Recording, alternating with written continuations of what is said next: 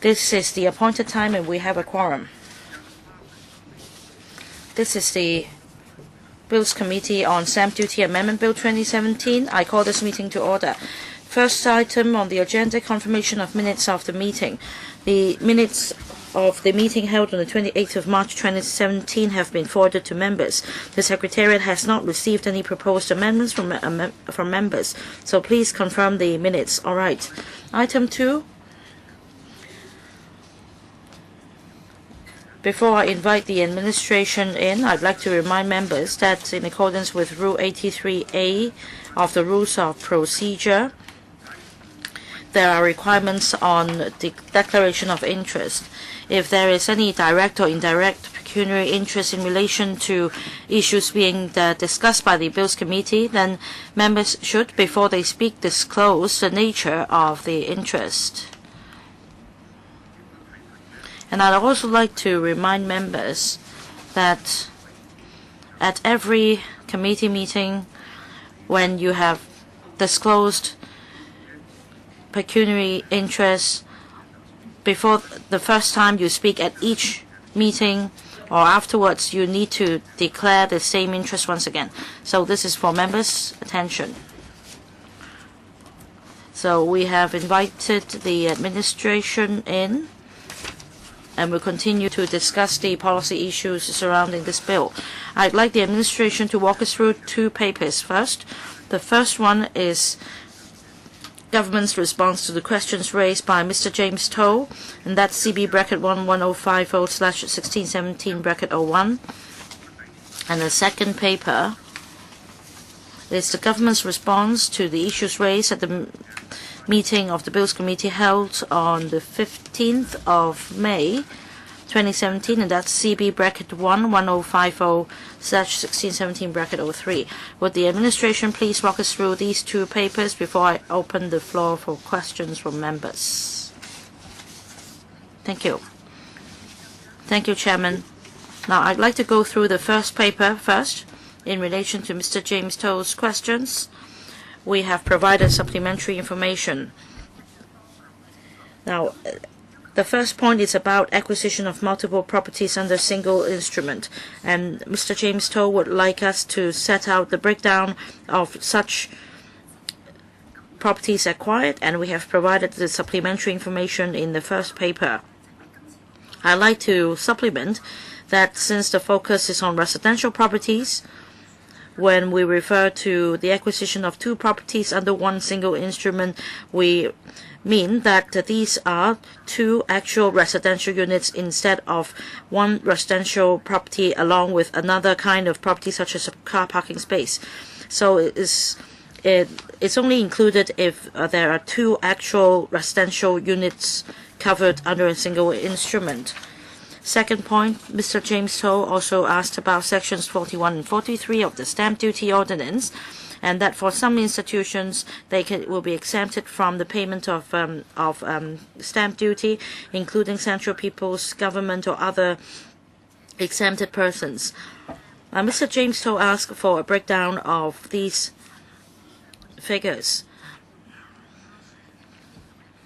Now, for exempted persons or institutions under the SDO,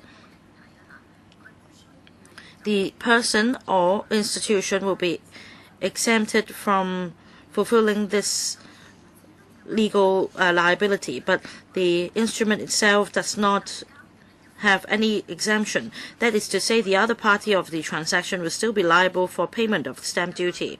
So on the instrument itself, you can see that stamp duty has been paid. And as a result, the IRD does not compile statistics on the number of transactions involving such institutions or persons being exempted from the payment of stamp duty.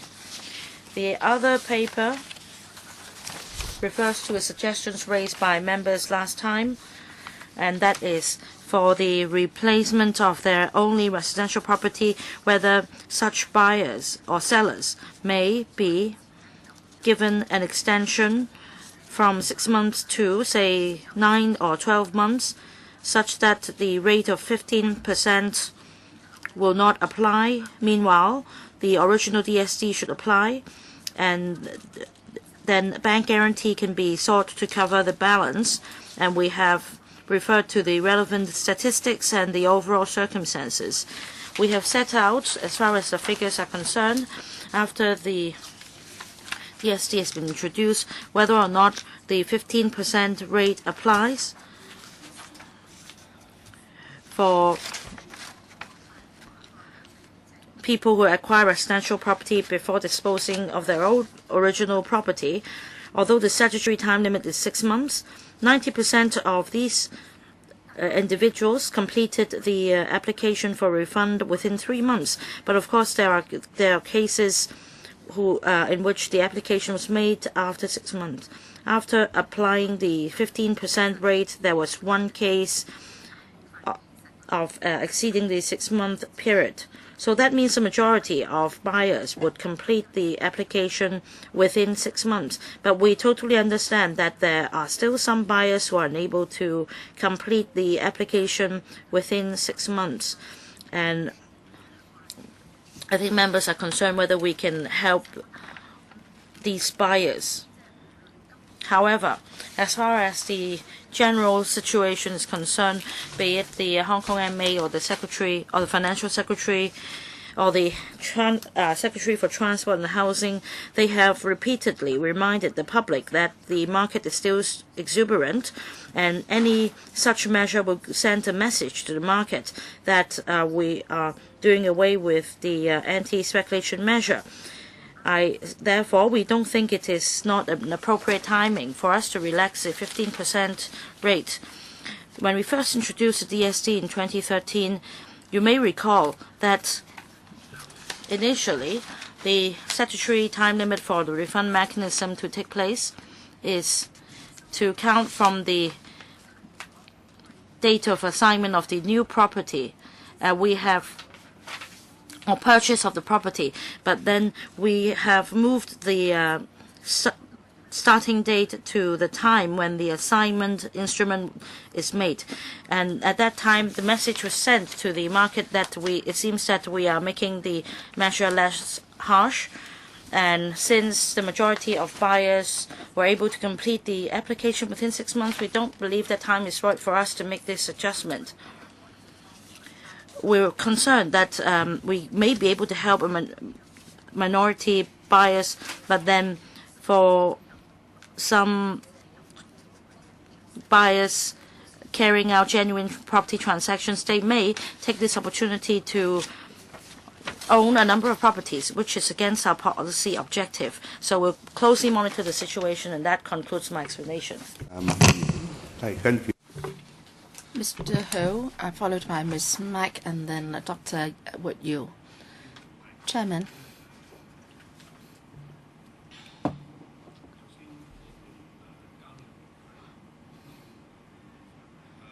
You didn't mean that, right? Anyway. Well, please continue with your question.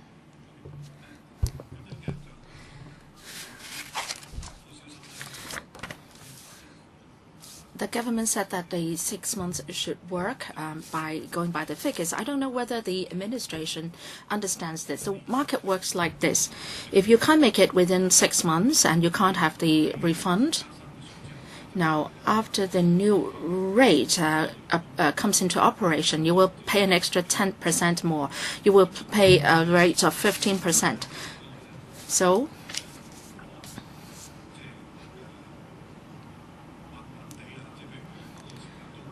if, well, by the end of the 6 months, be able to make it, then maybe you would slash your property price by, say, 3% or 5% and sell off your property. That can be done. There should be a market for your properties. So if you simply say that people can do it within, say, 4 months, 5 months, or 6 months,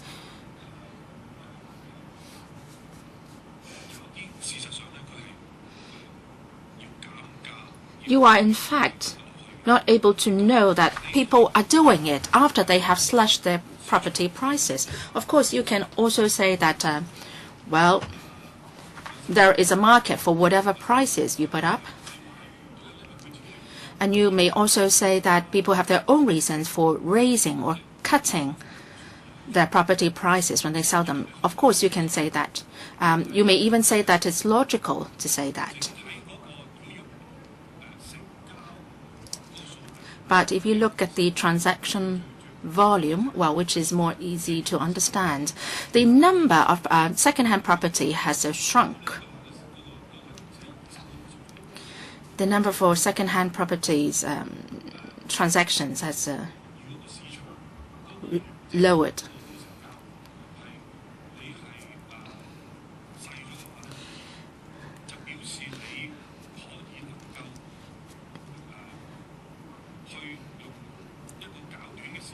If the volume of transaction is lower, it means that you would have a lesser chance of clinching a deal within a shorter time.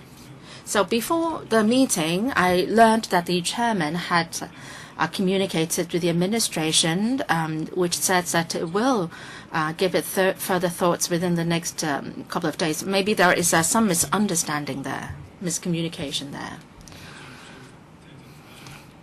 I don't think I have been able to convince the administration, and I don't want to hold up the bill either. So what I would do is I will move a CSA.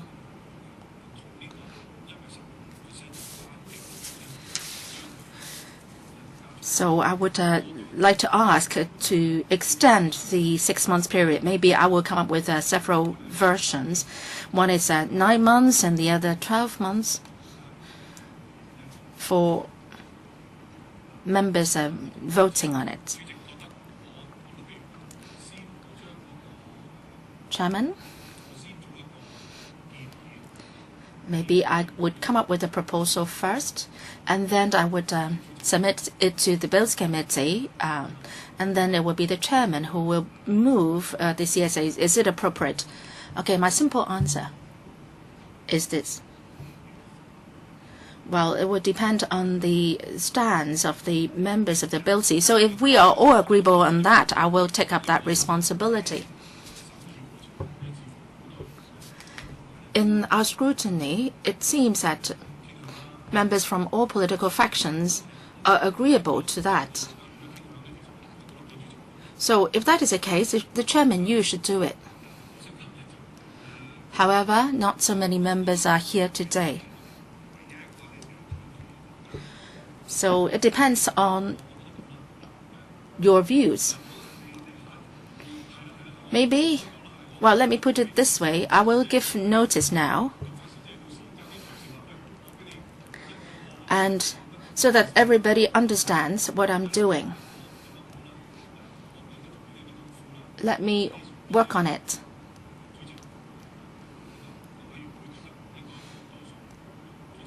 If members feel that it should not be done by the chairman, then I will take it up myself. Now, so the clerk, please give a notice to members saying that I will move these CSAs for members' consideration, and then the chairman can take it up if appropriate.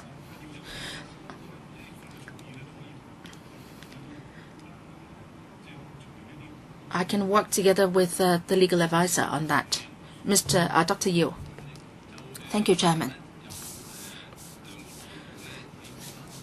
There are two loopholes which are being discussed in the community, and I would like to hear from the administration on whether there are measures to plug them. Now, for some developers, they have get land from auction, and they claim that they would build quarters on the place. So that might be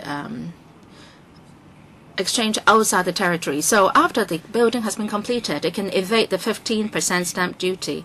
Another phenomenon is the exchange,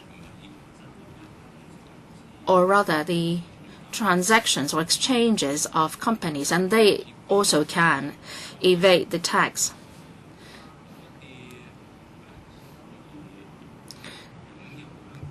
So for those who own properties in Hong Kong, they can get away from this 50% ABD. So is there any solution to that, administration?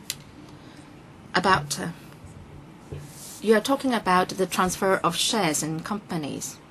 When we discussed the BSD, there has been a lot of discussion on that. If you transfer a company's equities or shares, well, the public may not use that kind of tactics, because you're talking about transfer of shares. It has not to do not only with the plots or the properties, but also the debts and the liabilities of the company will also be transferred at the same time. So members of the public or may not resort to that kind of tactics, but of course there may be some veteran investors who will be resorting to this. So it's difficult for the IRD to track down on such cases. The bill may not be able to deal with this. But then heavy liability may be involved. So is this something worthwhile to embark on for people who would like to, say, evade the 15% ABD?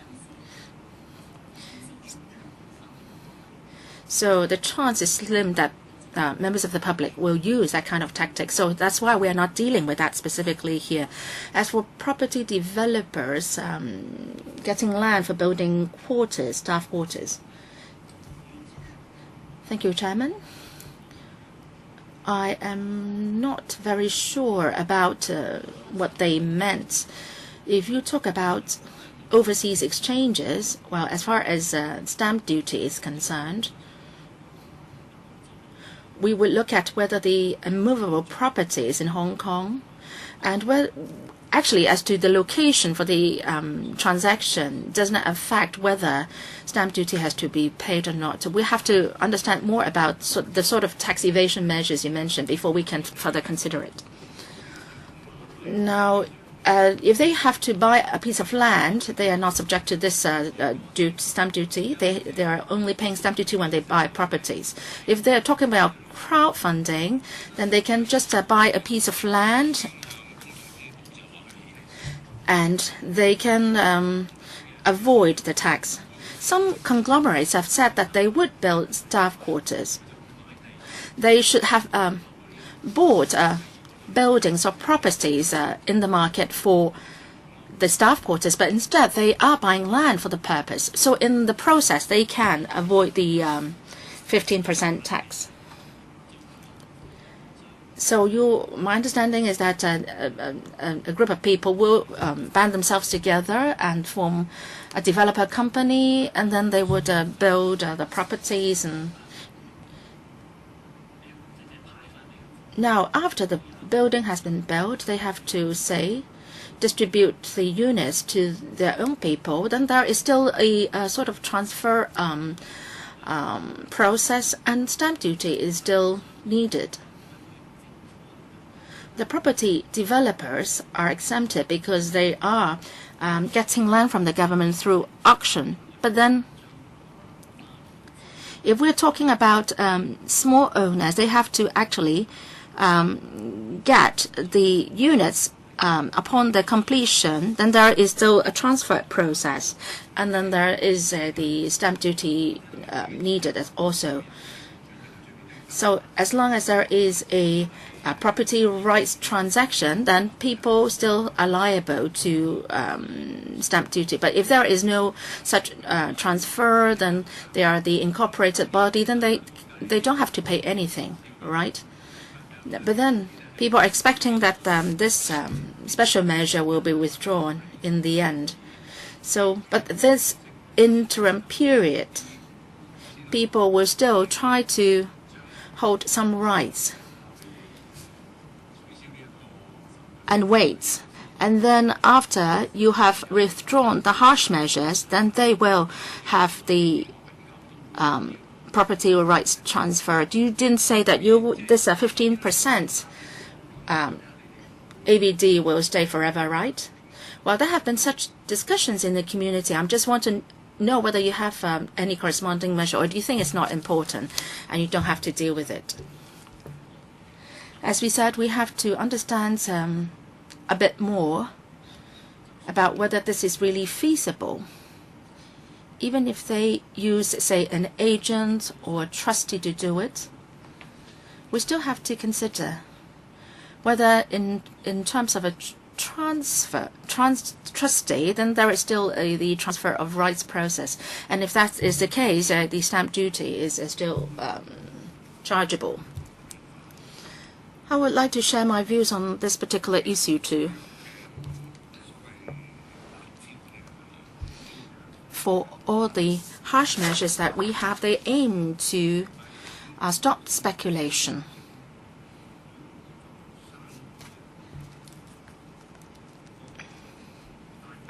For the tactics you mentioned, you talk about crowdfunding, people band themselves together, set up a company, auction for a plot, and then build a building, and then the shareholders will be given the various units. Well, the ownership should still belong to the company and not myself, right? So I can't transfer, say, the shares to another company. The asset is still owned by the company. So that's quite an inconceivable idea. People do so much, and that it doesn't seem to serve a lot of purpose. Maybe what you mentioned may happen, but will people be so stupid as to do that? What for? Mr. To,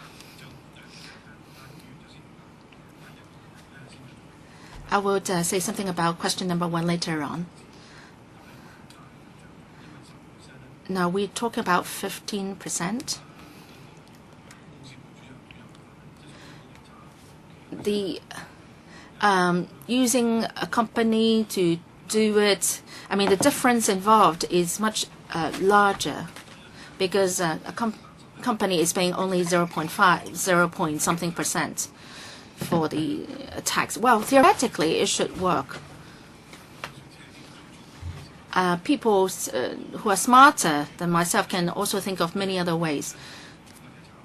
Now, when we talk about 15%, we are not just focusing on speculation aspect. Now, if a person owns a property and he wants to own another one, theoretically, he should pay 15%. But how can he own a second property without paying the 15%? One of the possibilities is that maybe there are 10 owners.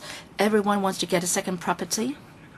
Maybe some buying the first property, but several of them want to buy a second property, and they pool their funds together. They set up a limited company, and they meet with all the requirements, and these people trust each other, and they have crowdfunding, and they inject capital into this company, and then they buy a land site and build a building, and then distribute, say, the 10 units. And then they disband the company, dissolve the company.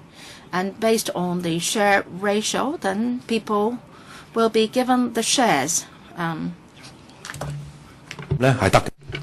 Then it might just work, and therefore be able to avoid the 15% duty. Well, but of course we can consider whether this actually works, but on the face of it, it does. But that's not my major concern, because, as said just now, first, after buying a piece of land, you need to go through the construction stage, and you need to chip in to construct the building, and then, like Lai Sing mentioned, well, the Hong Kong land took the lead and then acquired the whole building.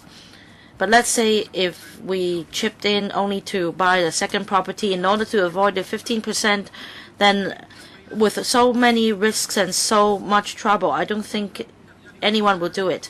But ultimately, another argument arises. For an individual, then it is almost impossible to do it by this way. But what about a consortium? Perhaps two consortia can just join hands and each take 50% share, and then they can buy a piece of land and complete the construction. Because they have the know-how, they have the technique, then they can do it like this. But the general public will then criticize us. Well, Dr. Edward Yuen fortunately just raised his point. Well, for me, if I buy just one flat, I will need to pay the stamp duty, and it's unfair. There is a loophole. I understand that there will be such criticisms. Well, we won't be able to plug all loopholes, but since Dr. Yu has raised his point, I hope that the administration would look into that as well, because there are people who are really smart. Maybe the next wave they will adopt this modus operandi and we will be taken as fools.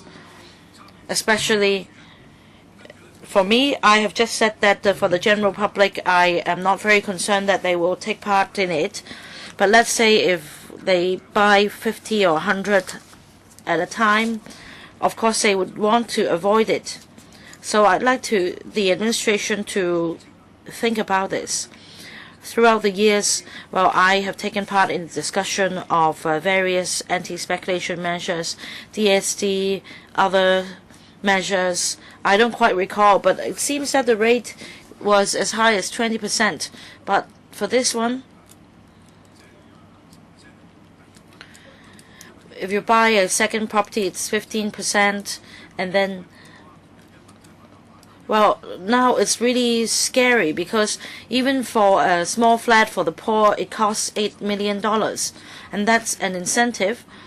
Well, of course, the property should originally be held by a company, or else it cannot be transferred. But since previously we already expressed concerns about people making use of company, and then for the next wave they can make use of this trick to avoid the rate. I don't know whether they can come up with more tricks. Well, of course, if you transfer the shares, then you need to pay the stamp duty applicable to non-locals. I'm just thinking whether they can come up with a 7th or the 8th trick.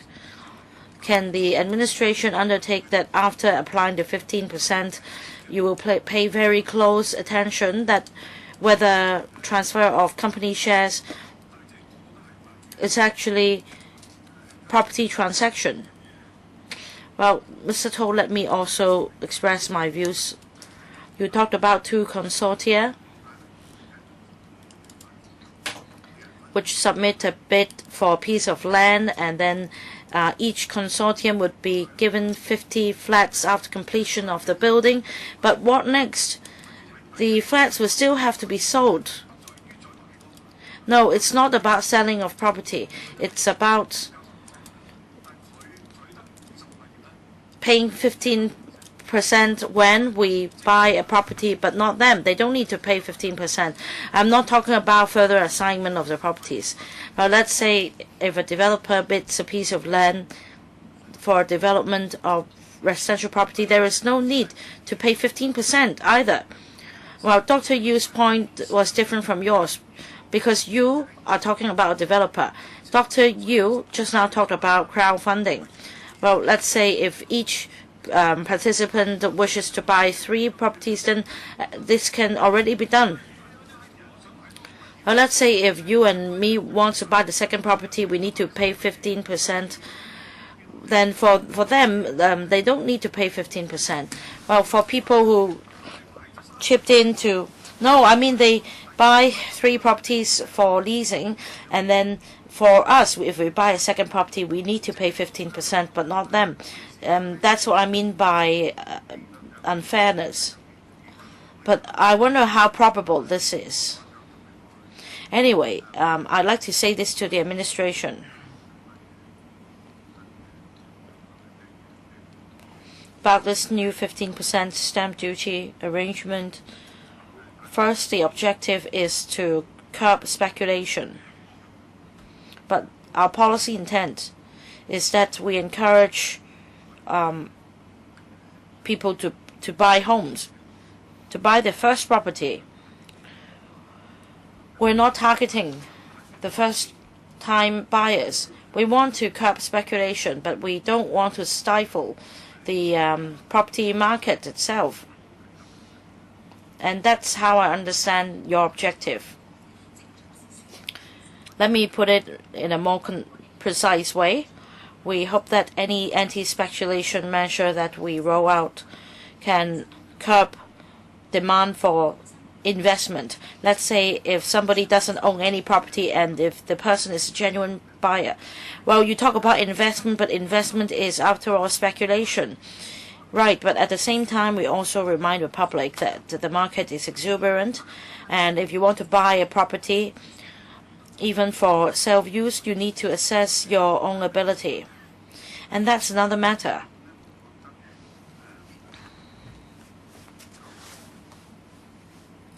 So I think that for the replacement of residential properties, the suggestion to extend the statutory time limit from 6 months and also to consider covering the stamp duty or the remaining balance with bank guarantee.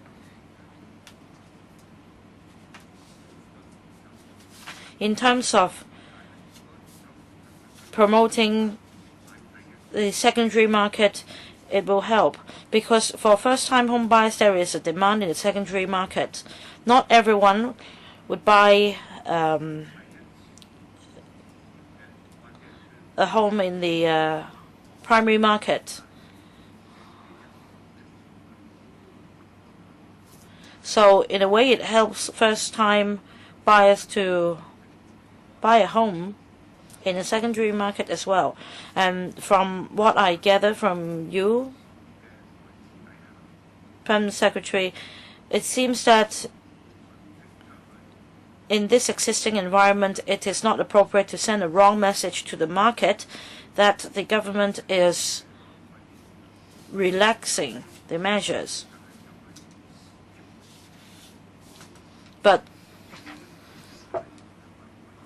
will there be a time when it's right to do so? Other members just now already make suggestions. Shouldn't you consider these suggestions?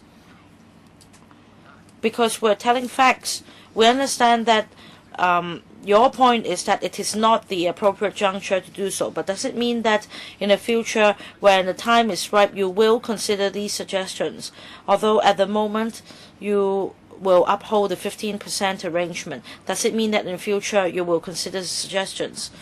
Chairman, you're right to say that it is not an appropriate time for us to adjust the rate because we are concerned about sending a wrong signal and further encouraging speculation.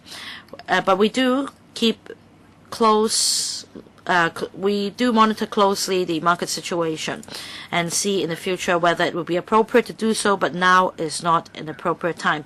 Mr. James To, I think I've answered your question. That's how I have talked to the administration. Thank you. I understand your good intention, Chairman. The administration has already given notice to the Legislative Council. At the Council meeting held on the 7th of June 2017, the government will table the Stamp Duty Amendment Number 2, Bill 2017, to amend the Stamp Duty Ordinance to implement the exemption arrangement under the new residential stamp duty, which regulates one instrument with multiple properties. So I am informing members that the government will be tabling another bill to implement the relevant arrangement.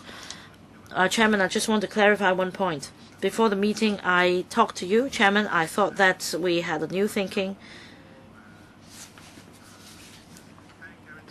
Well, now, on the point of bank guarantee, we haven't yet discussed this. Does it mean that the administration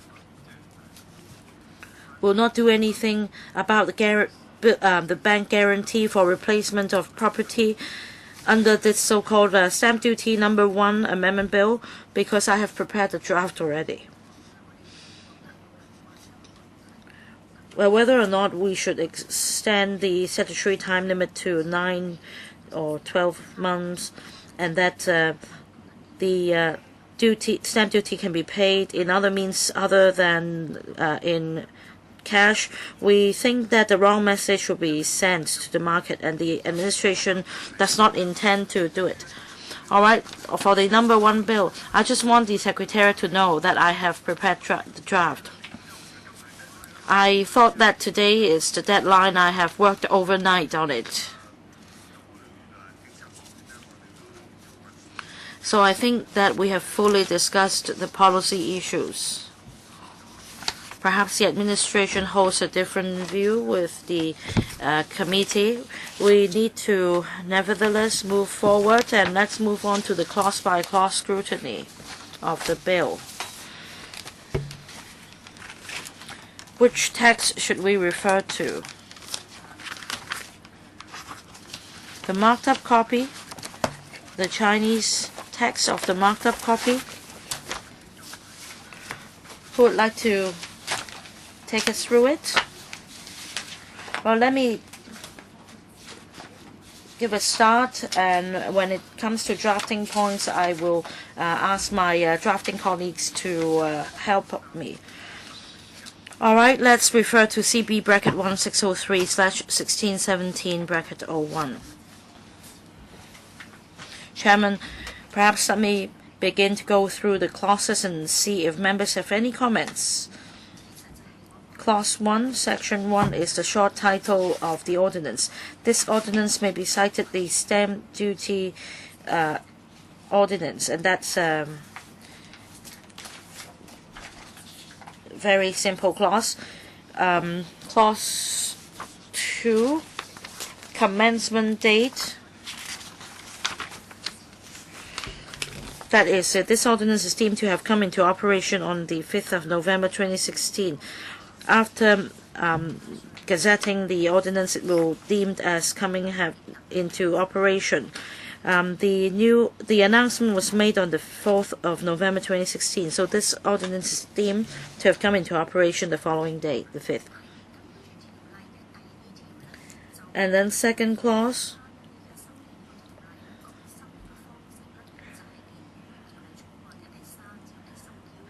The stamp duty ordinance is amended as set out in sections 3 to 10, so we set out the scope of amendment.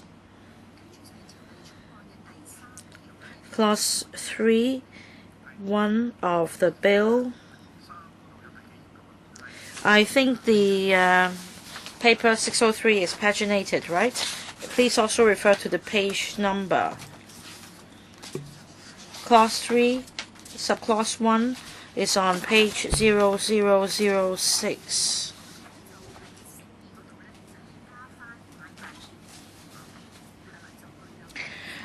It says that the interpretation, and then it adds agreement for sale.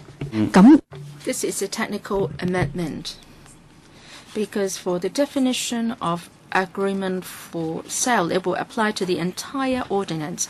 So because we have added a new 72 on transitional provision, so we need to add in this part saying that the agreement for sales definition will apply to the entire ordinance. So I am at a loss here.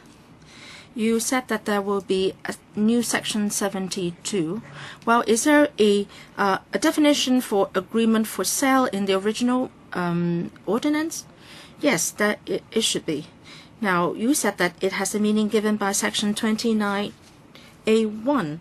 Then it doesn't mean that it applied to 72. Is that right? So can we ask the drafting team to take that question?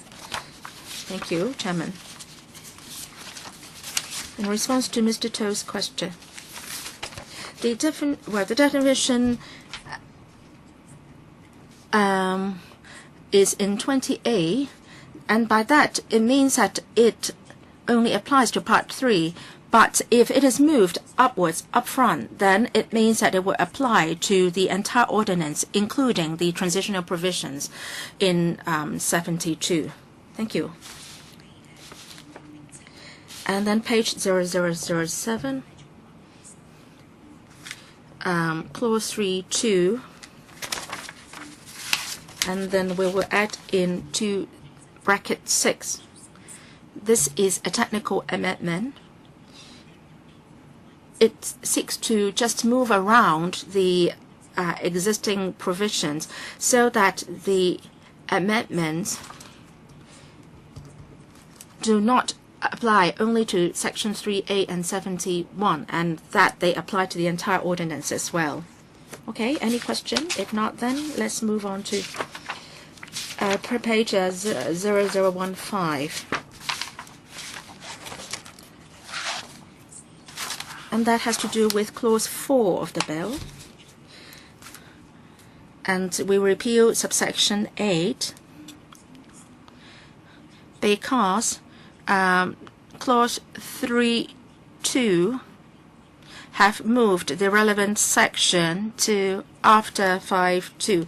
So that means the relevant definition will apply to all, to the entire ordinance. So it's just moving around the provisions here. Okay. Page 0016.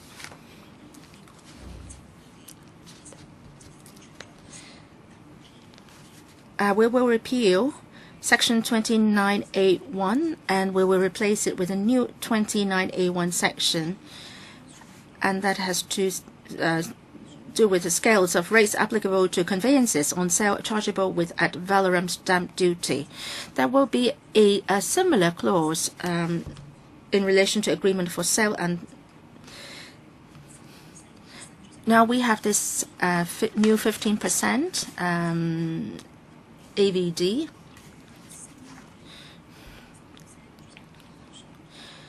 So we are talking about which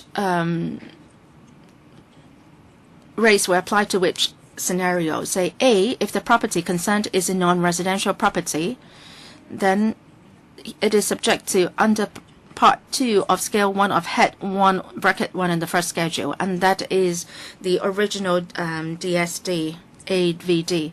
So non-residential property is chargeable under the original DSD.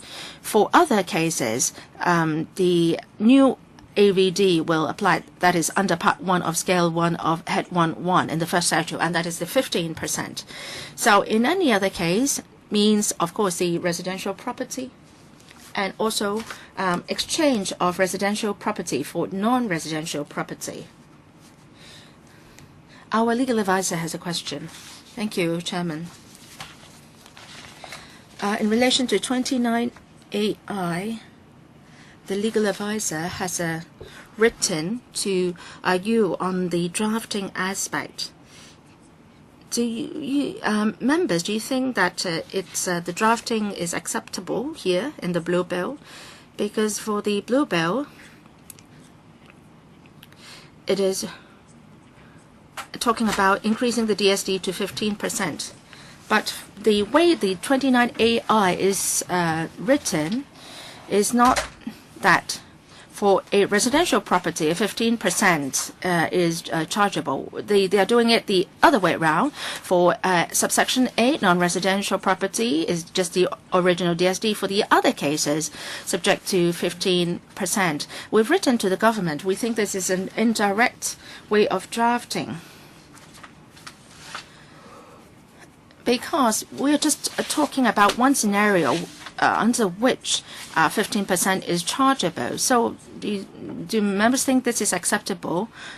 The administration has mentioned what they meant by any other case. They said that apart from residential property, it may possibly include the exchange of properties scenario. But for our, from our point of view, if we talk about exchange of properties, in 29AIA, that is already covering the exchange of property scenario.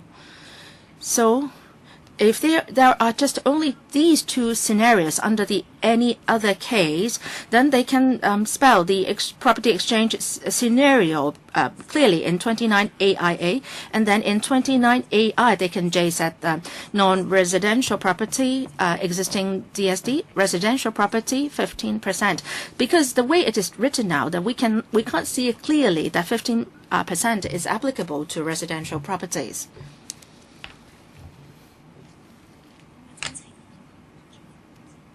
So can I defer to the drafting section? We have considered this overall in drafting. In 29 AI subsection B, we didn't mention specifically residential property because we have considered there may be an exchange scenario, exchanging a residential property for a non-residential property. So we have to look at who pays the equality money and which and that will decide on which rate to apply. For 29 AIA, we said that if the equality money is paid by the buyer of the non-residential property, so he is paying only part 2, the lower rate. But then for 29 AIB, then we say it's any other case which is under part 1, then we can cover all scenarios.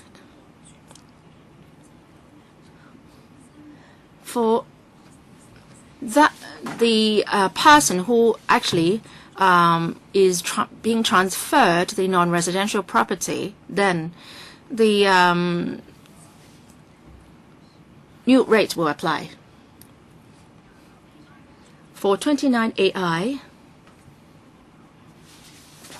the problem with it is that is not clear enough, but then it's a very, very indirect way to say that residential properties are subject to a 15% rate. So, members, do you agree or accept this kind of drafting? Mr. To, you are the lawyer, so can you say something? Well,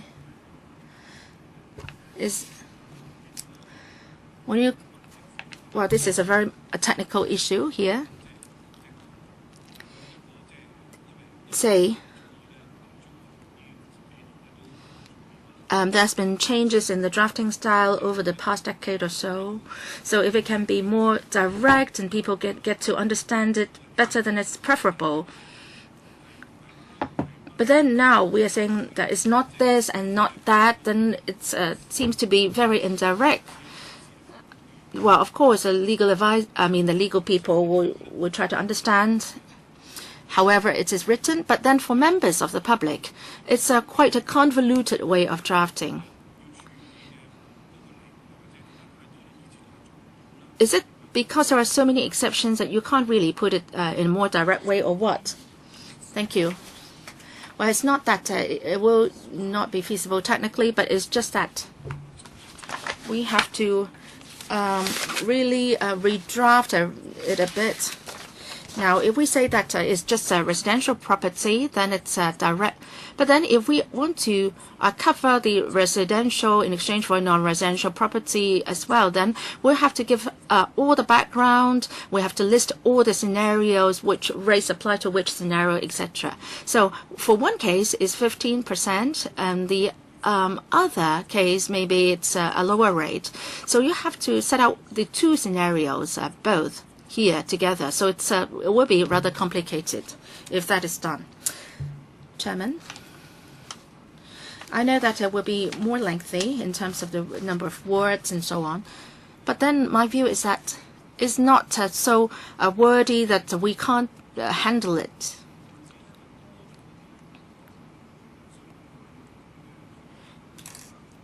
You say that you may set out, say, 3 to 4 scenarios. I think it may even be clearer if we do that. Well, members of the public seldom do exchanges. Some senior government officials did that. Well, let's say take a steer middle of the road approach. those who are engaged in the industry, I mean, the number over 10,000 people, so they have to deal with such issues. They have to provide advice to potential property buyers and so on. So if this is the way it is written, it will make it clearer for them. I don't know whether it will make things difficult for the law draftsman. I'm not querying about whether it is clear enough or not, but from the public's point of view, it will be better if more people, other than lawyers, who can understand it. So I think the legal advice's approach is a more preferable one, if it doesn't cause you too much trouble. Mr. To?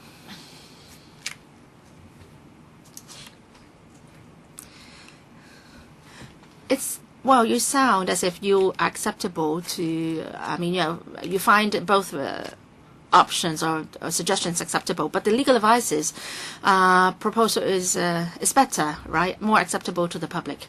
As a lawmaker, I understand the background and the way the government drafts the bill. They want to be more direct. But then if you set out all the scenarios, and that may create troubles and so on. But I think if we do that, it will actually make it easier for the public to understand it. Mr. Hon Chow. Thank you, Chairman. I've heard what the legal advisor and the administration said. I understand the gist of the matter fully. But I would like to further ask, say, if we go by the legal advisor's suggestion that the drafting should be done more clearly, and that we just highlight that the 15% will apply to residential property. Now, if that is done, will there be any consequential amendments required to other parts of the bill? I don't know how complicated the task will be. I would like to get an idea. Lord Draftsman, please. As what the DS said, we are talking about instruments here, and then later on we are talking about an agreement, sale agreements. So if we have to change it, we have to change 29B as well, and there is 29 AIA and 29 BIB, and that has to do with the exchange of a residential property for non-residential property. So these provisions have to be amended as well. So there are a total of 4 places to be amended consequentially. Mr. To accepts both options, but then the legal advisor of the LegCo proposes that it should be amended to make it clearer.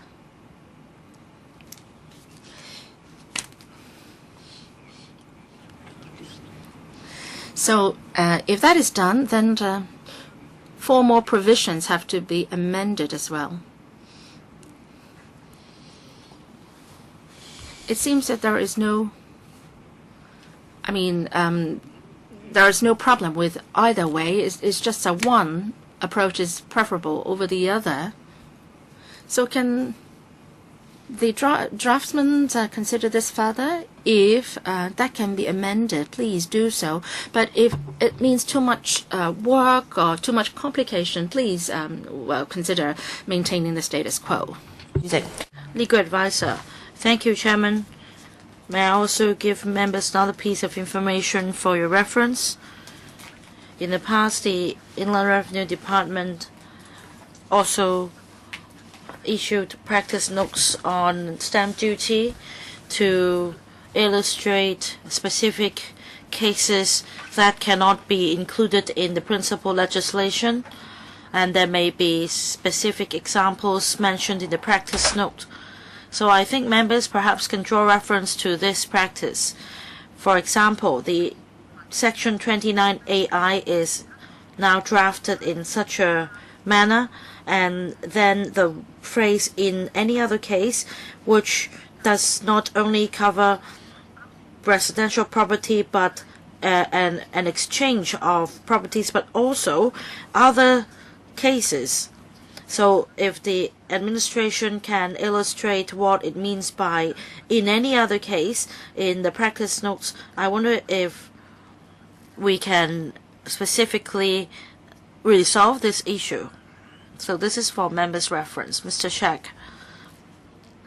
I'm reading the original text. I think that is okay, but then we need clarity in the law. We need to make sure that it is clear, because it doesn't involve a discussion here. In the future, for exchange of property, there may be different scenarios. So I think if we have better clarity here,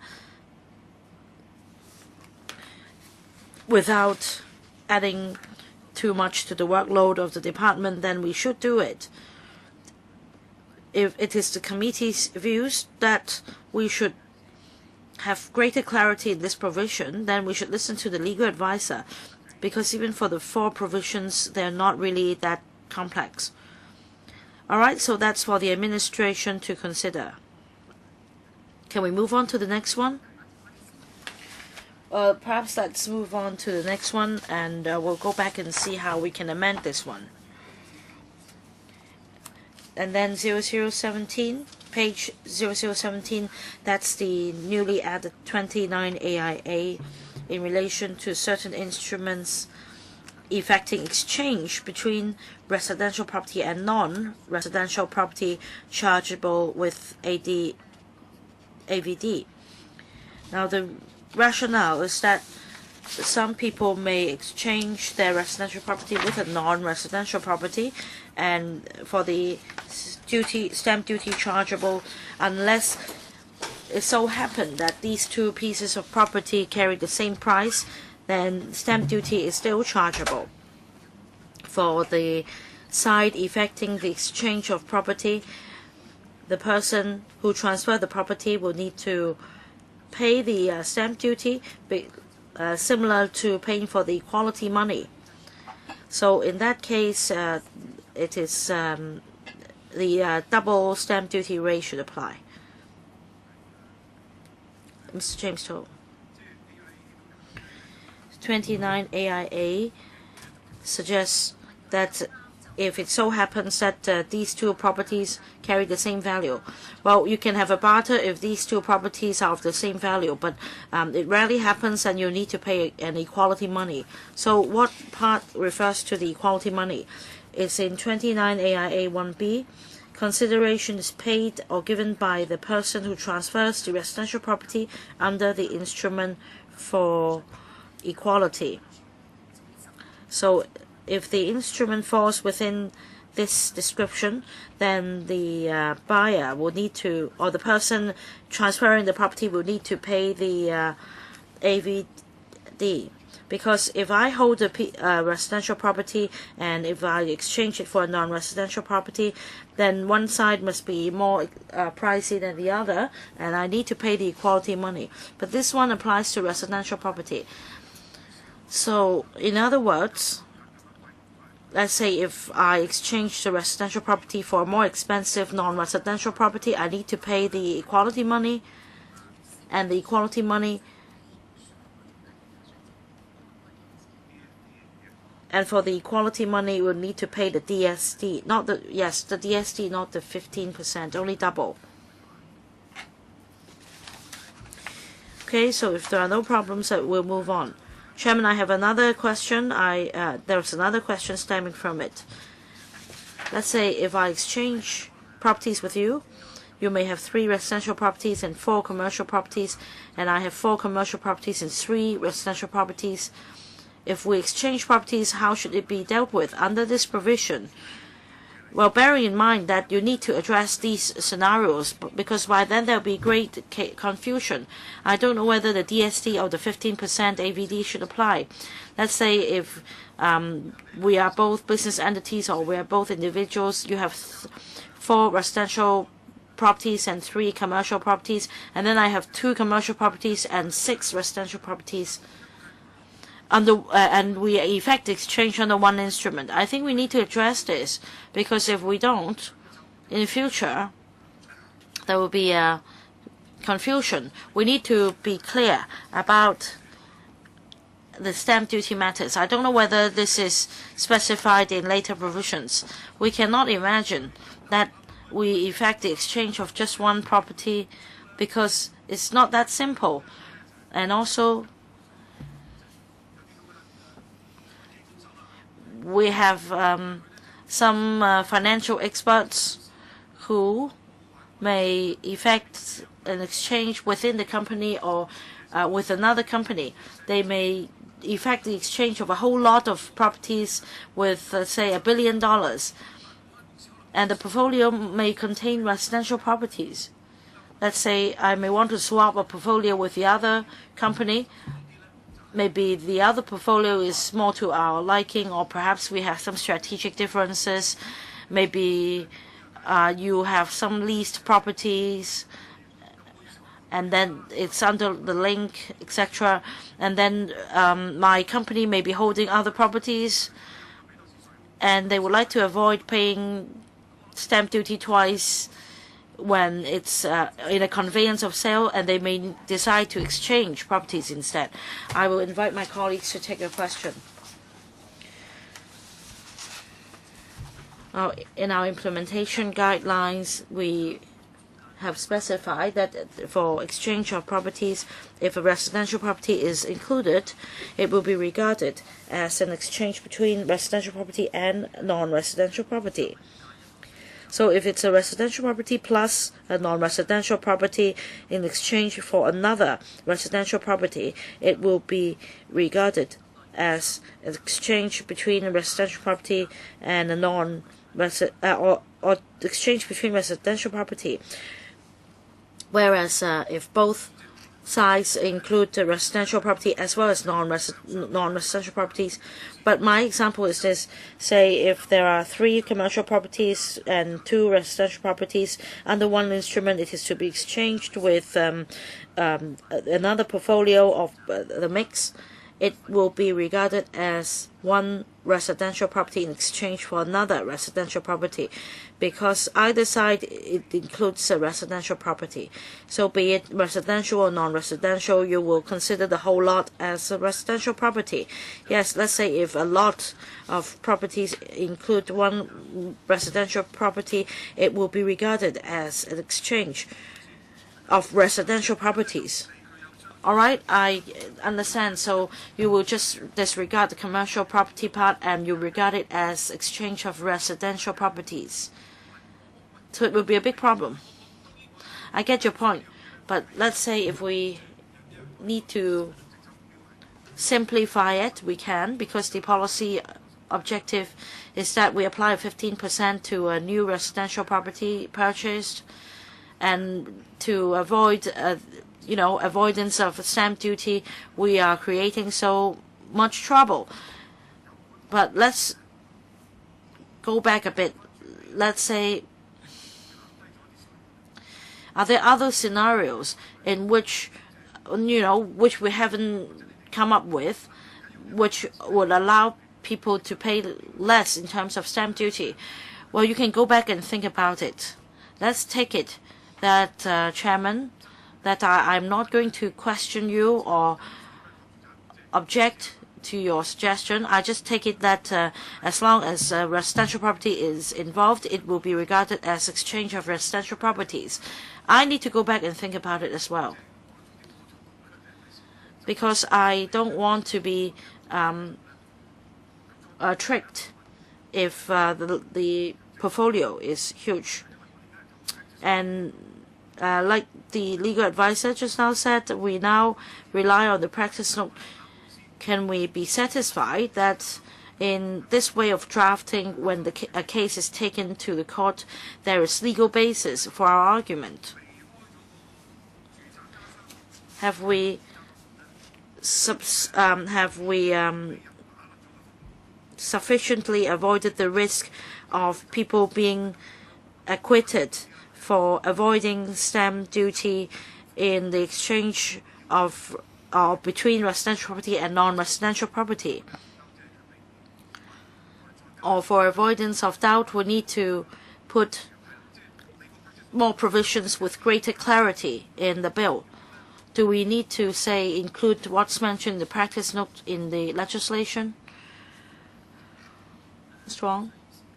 Well, I think we need, Mr. Tam, I think we need some time to think about it. Our legal advisor also has a question. Thank you, Chairman. About 29 AIA, exchange of properties. Mr. James To just now mentioned one lot of properties being exchanged with another lot, and we earlier asked the government about it. And for members' reference, if we look at the English text of 29 AIA, Bracket 1A says the instrument effects exchange of a residential property for a non-residential property. We also sought clarification. A property, whether the Article A refers to a generic term or just one piece of property. That means the administration's reply is that it's a generic term, meaning that the property can be more than one property. So the exchange can be more than one.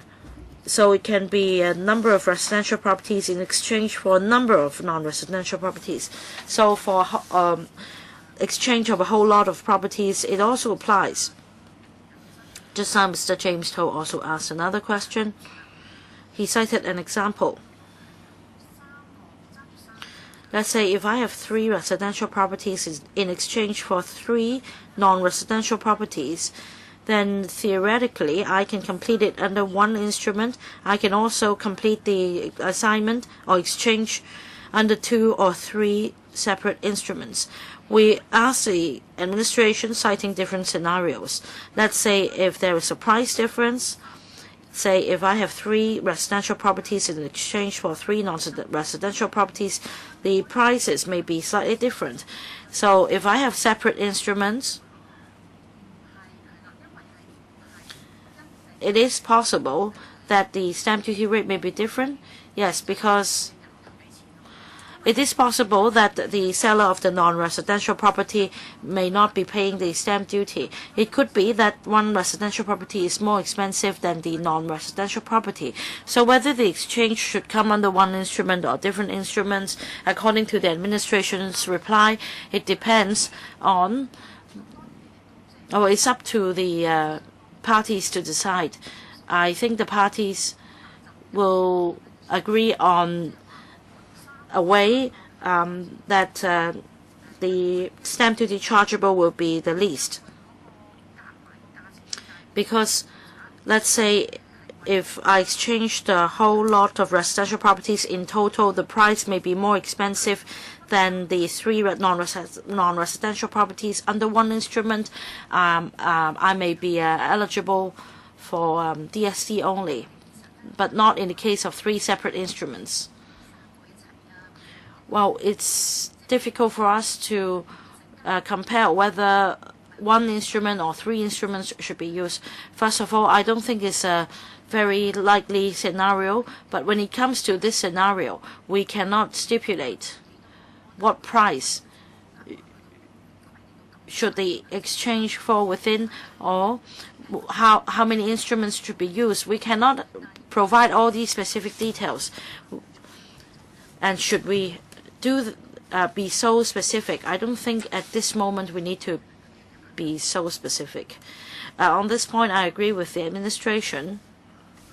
I think it has to do with commercial freedom. And people should be given the opportunity to pick an option with the least tax amount to be paid. Well, let's talk about the policy intent.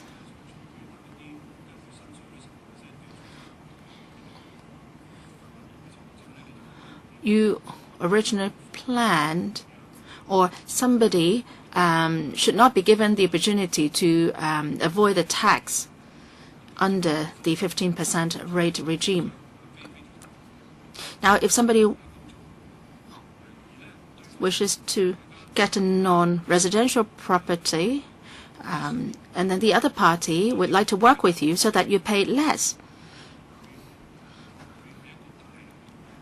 would not be a major loophole, I would say.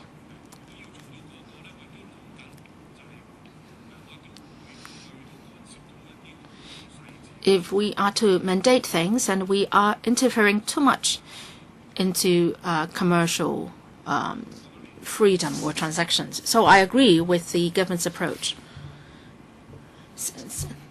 So it's the same rationale applies, say, to the choice of whether you go for progressive tax or a standard tax. All right. Okay, let's move on to page 0018, 29BA. And that also has to do with whether we should have a better way of drafting. That applies to the conveyancing on sale, and this is on agreement for sale. These are similar provisions. So we've heard members' view. Now, if we're going to change it, then we have to change this provision as well. All right, let's move on. Again, on page 0018, 29BAB. That, again, it's on exchange between residential property and non-residential property. Previously, we talked about conveyancing on sale, and this provision has to do with agreement for sale. Similar provisions. Page 0020.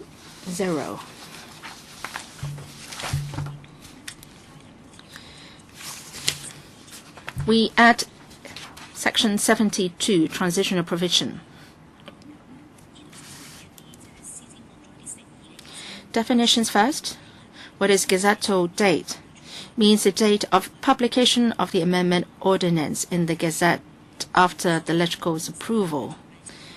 And pre-amended ordinance means the ordinance as enforced immediately before the 5th of November 2016. And additional stamp duty is the equality or the difference between the stamp duty originally and the new stamp duty. Although the legislation has come into effect, the IRD cannot receive payment now. It's only after the ordinance has been enacted can the IRD try to recover the difference in the stamp duties.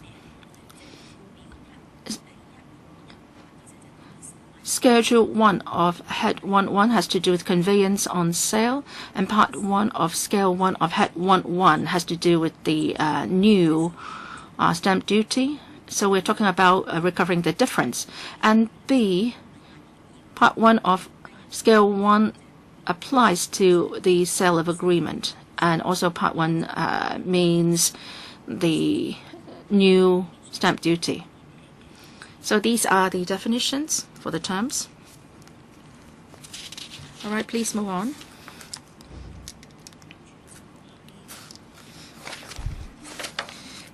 Some other definitions. Amendment ordinance means this amendment ordinance. Applicable instrument means an instrument that is executed on a certain date. That's again on a definition.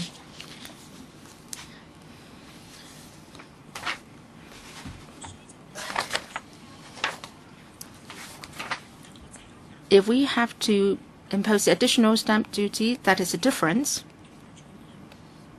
If the bill is enacted, then we'll gazette it. And within 30 days of the gazetted day, the difference or the additional stamp duty has to be paid. So we're talking about the 30 days here, and also B has to do with the additional stamp duty, that is the differential. Subsection 3 sets out the scenarios which the new rate doesn't apply. And that is an instrument that was executed before the 5th of November, which is not affected by the new bill, and an agreement for sale that supersedes another agreement for sale. So an agreement may supersede another one, and both of them carries the same provisions. And also these has to be signed before the 5th of November, so that will not be covered by the amendment ordinance. And also thirdly, a conveyance on sale that is executed in conformity with agreement for sale made before 5th November 2016. So in other words, for anything signed before 5th November 2016, the original DSD will apply. All right, no problem. Let's move on.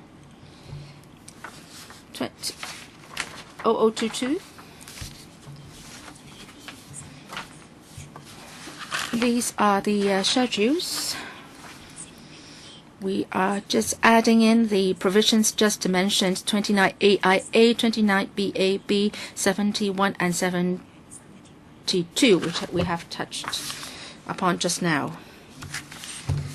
0023. We've briefly mentioned it. In the original ordinance is the Part 1, Head 1.1 is the original DSD. But since we are adding in the new 15%, so the provisions are moved around. So Scale 1, Part 1 is 15%. And this schedule has to do with conveyance on sale. The Scale 1 Part 1 is 15%, and Scale 1 Part 2 is the original DSD. Mr. To, just for safety purpose, in capital letter C, all parties and all other persons executing, is this a standard term or drafting? All other persons executing? Well, it was the original drafting. We didn't change it.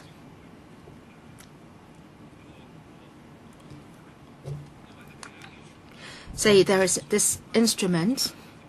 Is there a definition for all other persons executing? Say if for an instrument, the agent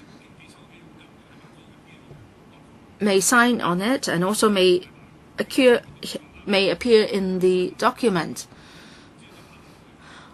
Well, he's been responsible for the sale and purchase, and he's got a certain amount of commission, and his name is included in the instrument. So should he be paying for the tax as well? Then that's going to be problematic. Can I defer to the IRD staff? I don't know whether the wrong people will be caught by this term.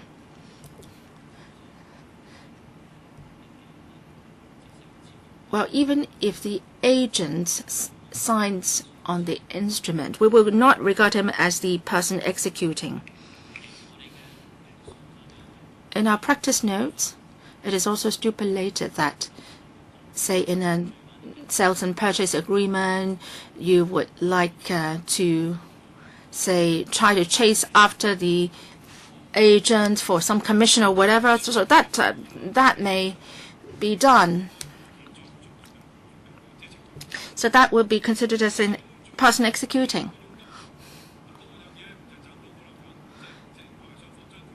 Maybe the buyers and sellers have absconded, and the agent will be liable in certain scenarios. So that would be very problematic. So this is a way that the IRD is interpreting how the term should be read. And I don't know whether it will be subject to legal challenge. And I don't think it's, falls under the ambit of our discussion this time. I've actually considered this issue before. I hope that you can consider this.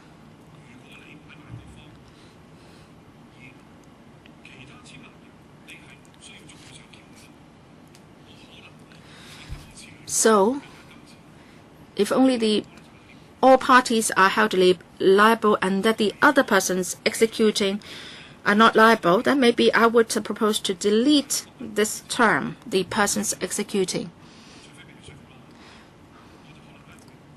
Unless I'm convinced by you otherwise, I would propose to delete this term, other persons executing. Maybe from the IRD's perspective, maybe A sells the property to B, and then the commission is not paid, and then maybe the agreement will then have to be presented to the court for pursuing the commission.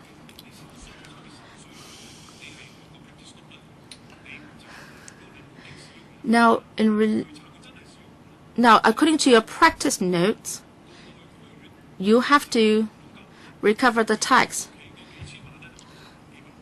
But then the case may be taken to the court, and you have to recover the taxable amount. And I hope that you can consider whether this term is a must here. Now, if you have to include this term this time, then maybe you can promise that through some technical amendments in the future, you would do away with this unfairness. But for this time, I will consider proposing deleting the term other persons executing. If you think I should not do this, please write a paper to refute me. And also Scale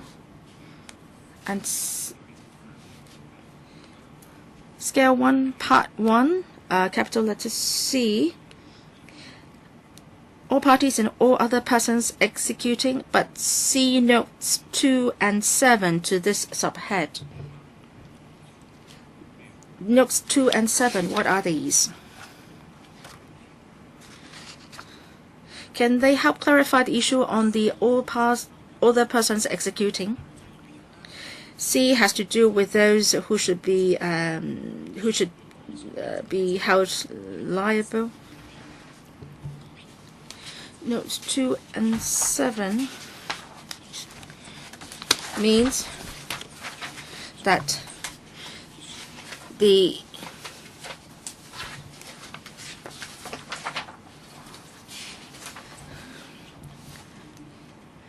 has to do with the vesting order, and note 7 is that is subject to 29 DE, DF, and DG, and DH. So these are legal issues, I would say. I'm worried about another thing. I'm not just worried about the estate agent. I'm not related to anyone in the field.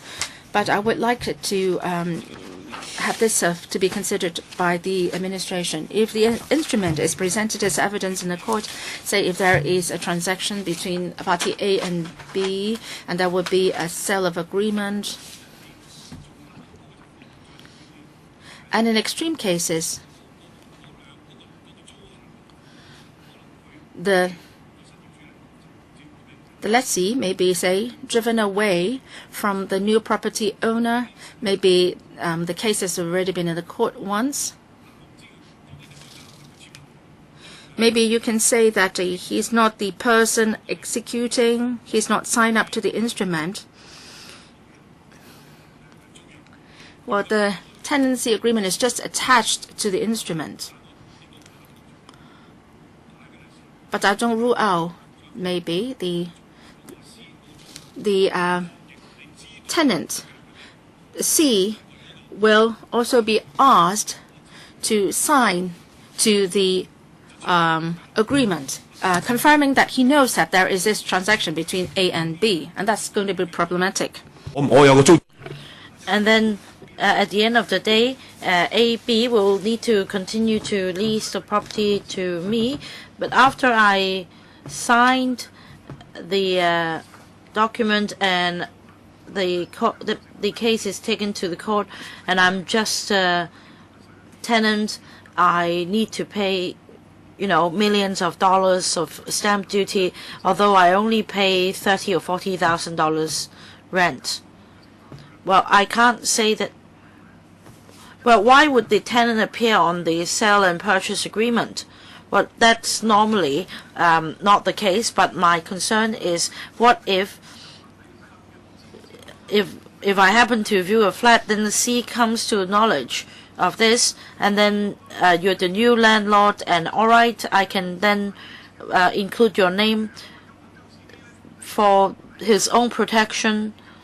so that the buyer would continue to lease the property to him, then it is possible that a separate instrument can be signed, but you won't know. Well, I can come up with these scenarios just on the top of my head. I don't want others to have to take this great risk.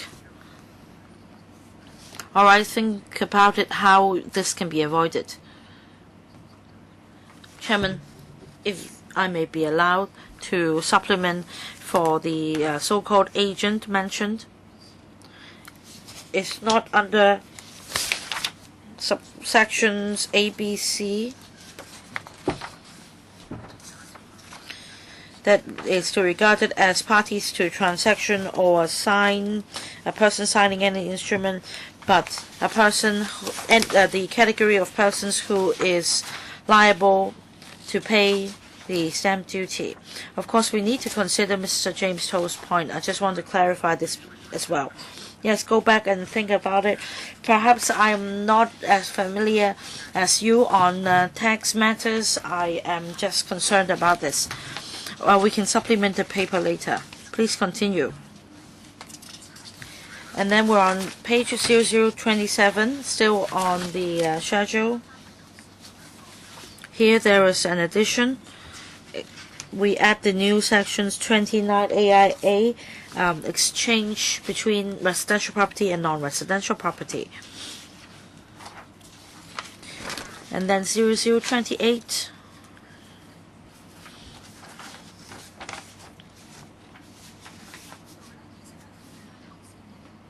Corresponds to the previous part.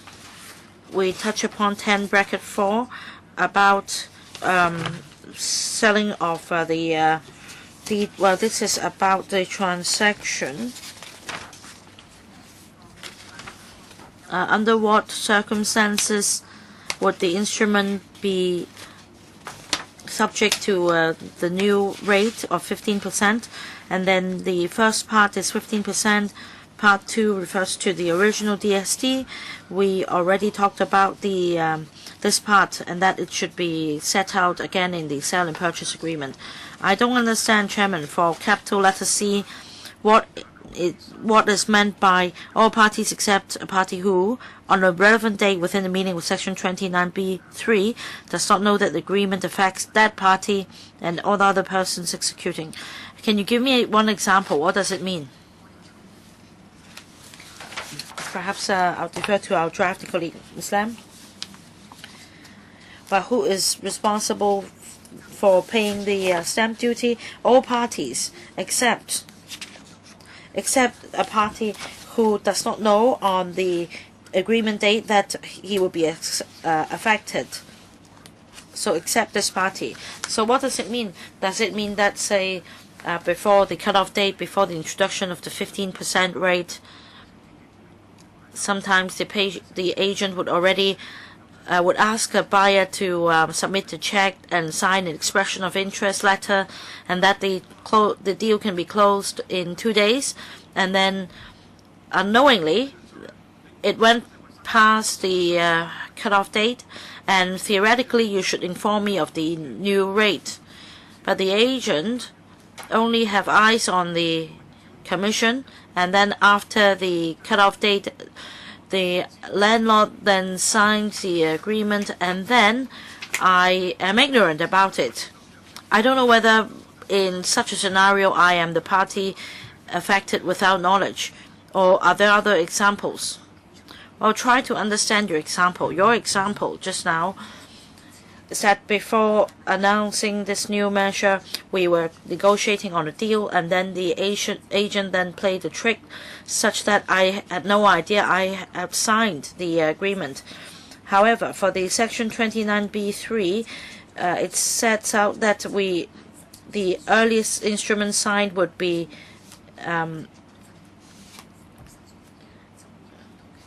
considered. So definitely any subsequent instrument signed after introduction of the 15% rate will not be considered. We'll consider only the first instrument signed. So even if it's before the announcement date, when you sign the first instrument, you'll be accepted.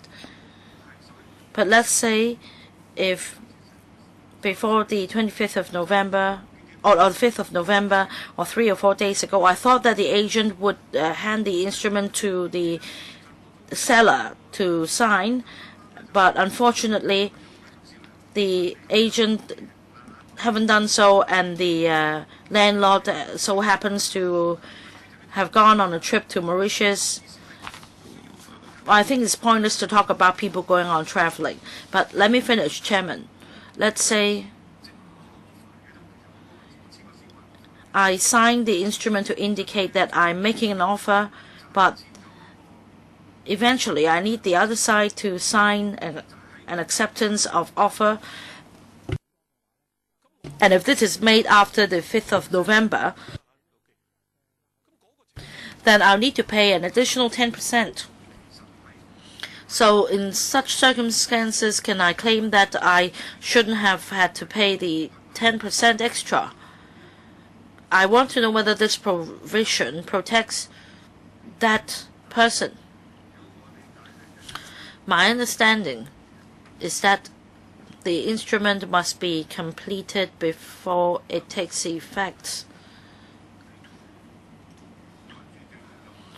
Without any instrument as proof, then it doesn't stand ground legally.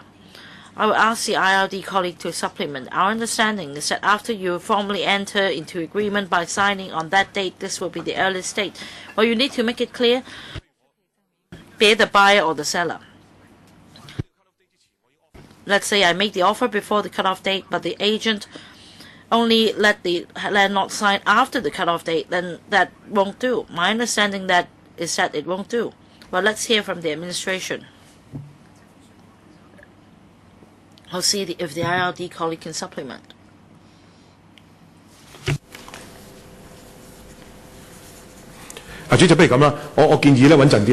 Chairman, well, I don't think we should rely on our own interpretation. We should let them go back and think about it. I believe that definitely there will be similar cases. I just put a question mark here. Please continue. Oh, that's the end. Okay, good. So we have completed this clause by clause examination of the bill.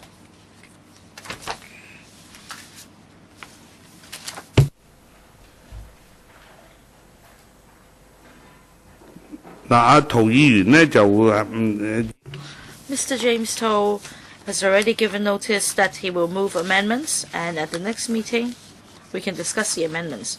Well, I should say that if most members agree with the 2 points raised, then I think you should do it. Well, maybe we'll discuss the amendments next time, and if members agree, the committee will move amendments on behalf of members, and I will notify the House Committee. And if members don't agree, then members can move amendments by themselves. And there are a lot of issues raised at this meeting. There are still ambiguities to be addressed by either the IRD or the Policy Bureau. Please pencil down our issues, and then the next meeting will be held on the 13th of June, Tuesday, 2:30. 2:45, in fact, to 4:45, and it should be the last meeting for us to tie all loose ends. Please try your best to give us written replies, because these are technical issues. So to play safe, written replies, please. Mr. Shaq, yes, can we be given a copy in advance?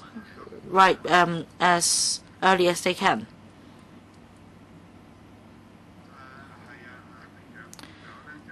Yes, yes.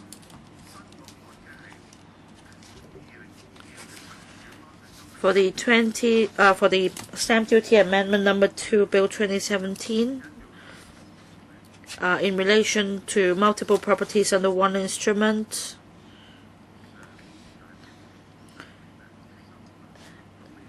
it will be tabled into the Council on the 7th of June for first reading. So how are you going to deal with it? Are you going to combine the bill with this one or what? Chairman, the bill will be read for the first time this Wednesday. I understand that on Friday at the House Committee, members will discuss how it should be dealt with. Well, from the administration's perspective, our wish is that this committee should read that bill as well, if possible, because we're clear about that bill as well.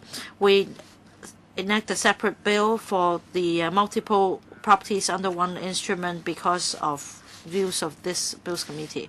So you're going to raise this to the House Committee for it to be put on the agenda. My understanding is that we cannot propose this to the House Committee. But let me talk to the Secretariat. What are the formalities for this to be done? Well, just now the administration make this suggestion for this bills committee to examine that bill as well. If this committee believes that this suggestion is feasible, I suggest that we do this after the meeting, because we need the Legal Service Division to make a report on this bill for consideration by the House Committee. And by then, I will forward this proposal to the LSD for it to be included in the report. And then at the House Committee, when we discuss whether to set up a bills committee for that bill or how it should be dealt with this bill, we can then discuss at the bills committee whether we need a new bills committee for that bill.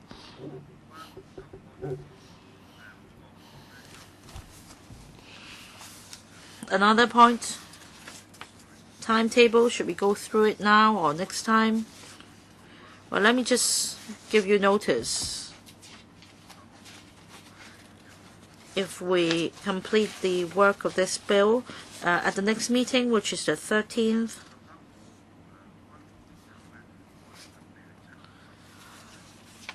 we plan to resume the second reading of this bill on the 12th of July. So we need to report to the House Committee on the 23rd of June.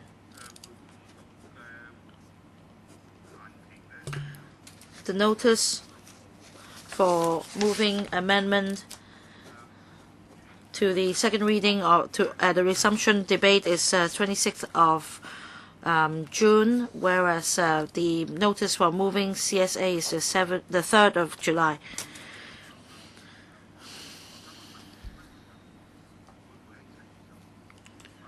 So, is the administration going to resume the second reading of this bill on the 12th of July?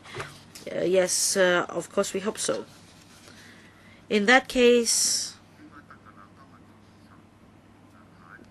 we need to bear this timetable in mind. I think we should be able to do that. We have completed the examination. Next time I will discuss amendments. Well, but we have filibustering, and I am not in a position to call a halt to that. But there are a lot of items on the council business on the 12th already. Is it really possible? That should be the last council meeting.